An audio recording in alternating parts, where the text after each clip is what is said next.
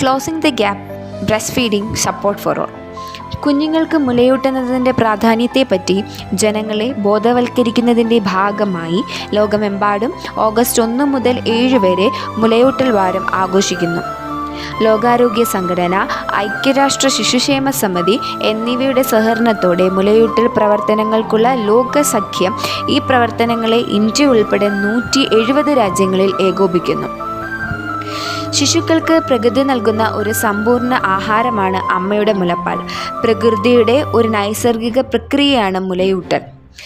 പ്രസവശേഷം അരമണിക്കൂറിനുള്ളിൽ തന്നെ ശിശുവിന് മുലയൂട്ടൽ തുടങ്ങണം.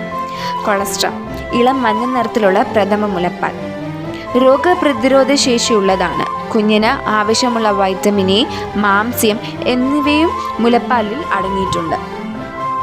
മുലപ്പാൽ ഊട്ടുന്നത് ശിശുവിൻ്റെ ആരോഗ്യത്തിന് വളരെ നല്ലതാണ്. മാതാവിനും ശിശുവിനും അതിൻ്റേതായ ബന്ധം സ്ഥിരീകരിക്കുവാൻ സാധിക്കുന്നു.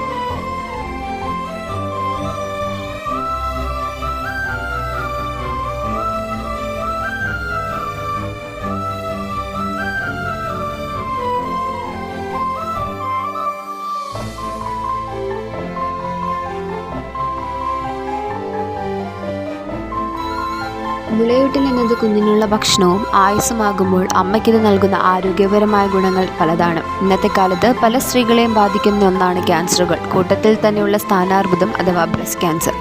ഇന്നത്തെ കാലത്ത് ഇത് വർദ്ധിച്ചു വരുന്ന ഒന്നുമാണ്. തുടക്കത്തിൽ തന്നെ കണ്ടെത്തിയില്ലെങ്കിൽ ഇത് മറ്റേത് ക്യാൻസറുകളുടെ പോലെയും ഏറെ മരണങ്ങൾ വിളിച്ചു വരുത്താൻ ശേഷിയുള്ളവയാണ്.